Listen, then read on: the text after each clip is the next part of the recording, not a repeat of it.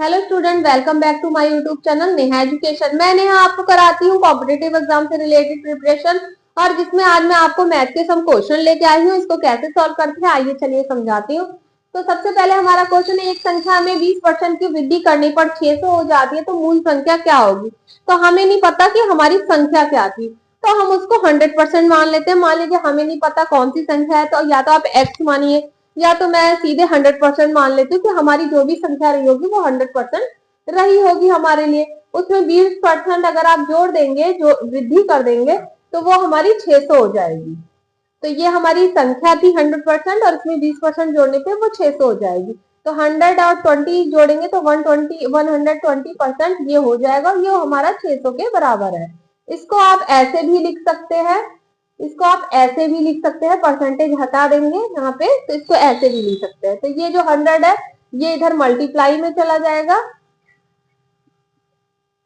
और ये जो 120 है वो नीचे डिवाइड में आ जाएगा। अब इसको कट करेंगे, 0 से 0, 12 5 जा 60, और 5 से 100 को मल्टीप्लाई करेंगे तो 500 आपकी जो संख्या थी जिसको हमने 100% माना था वो निकल के आ गई। तो ये हमारा पहला क्वेश्चन था जिसे मैंने सॉल्व करी हूँ। आई होप सो आपको समझ में आया होगा। अब हमारा नेक्स्ट क्वेश्चन है, दो संख्याओं का अनुपात 5:3 है, उसका अंतर 24 है, तो बड़ी संख्या क्या होगी।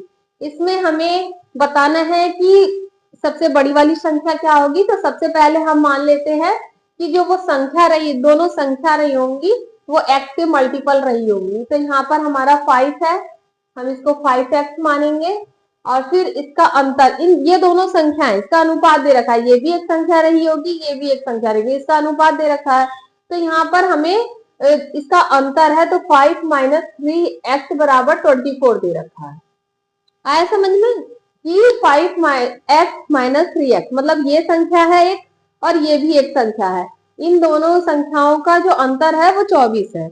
ये इसका, अब हम x की वैल्यू फाइंड करेंगे तो 5 में से 3x जाएगा तो हमारा 2x बचेगा बराबर 24, और x क्योंकि मल्टीप्लाई में है तो इधर आके डिवाइड में हो जाएगा, और ये हमारा x की वैल्यू आ गई।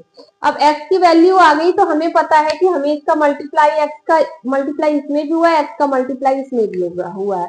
तो यहाँ 12 का मल्टीप्लाई 5 में हो जाएगा, तो 12 5 जा 60 हो जाएगा, और 12 की मल्टीप्लाई 3 में होगा तो 12 मल्टीप्लाई 3 36 हो जाएगा। तो हमें बड़ी संख्या बतानी थी, तो हमारी बड़ी संख्या 60 है। ये हमारा आंसर है, सबसे बड़ी संख्या हमारी 60 है।